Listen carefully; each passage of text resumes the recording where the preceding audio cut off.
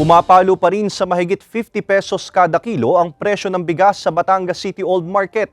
Ang presyo nito sa merkado posible ring tumaas sa susunod na buwan ayon sa Sinag. Para sa detalye, makakasama natin live si Denise Abante. Denise? Ace, matumal na bentahan at mataas na presyo ng nabibiling bigas ang daing ng ilang mga tindera at mamimili sa Batangas City Old Market. Trabahador sa isang barko ang 27 anyos na si RG. Bumaba siya sa cargo vessel ngayong araw para bumili ng bigas at ilan pa nilang supply sa barko. Nagulat daw siya dahil sa mataas na presyo ng bigas. Nakabudget lang daw kasi ang per meal nilang 15 crew sa barko kaya pinag-iisipan niyang mabuti ang bibilhin. Siyempre gulat kasi parang mahal, masyadong mahal. Tapos yung sahod namin kakaunti lang. Kasya siguro.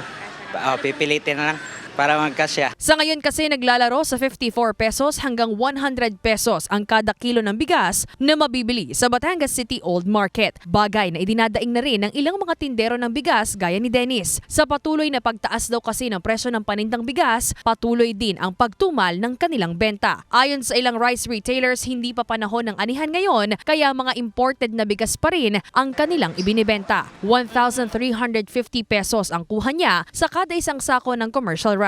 Hindi pa ngayon tag-ani, so puro imported yung mga bigas na nabibili. Malaki ang puhunan, di medyo konti lang ang mapaprofit dahil nga siyempre konti lang patubo. Pag tinaasan mo pa, lalong tataas ang presyo. Ayon sa Samahang Industriya ng Agrikultura o Sinag, ang pagtaas sa presyo ng bigas ay epekto pa rin ng mataas na farm gate price at ang mataas na delivery rate sa iba't ibang lugar. Yung farm gate nasa 27 na, from 25 to 26 naging 27 na. So yung fresh harvest yun, yung dry nasa 29.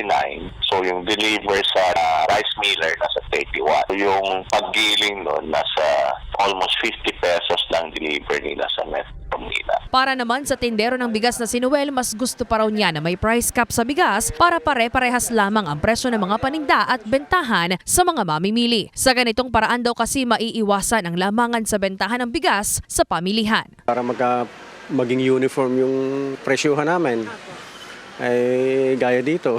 Doon sa unahan, ibang presyo, ibang presyo, sa gitna, ibang presyo.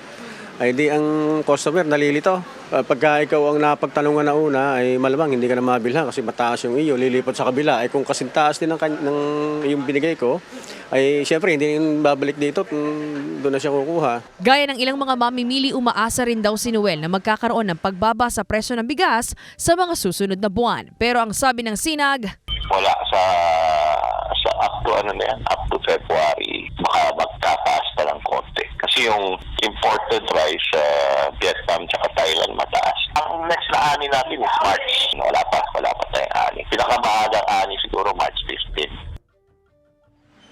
15. sabi ng Sinag, posible raw ang pagbaba ng presyo ng bigas sa buwan ng Marso kung kailan buwan ng anihan sa mga probinsya ng Nueva Ecija at Mindoro. Ace? Maraming salamat, Denise Abante.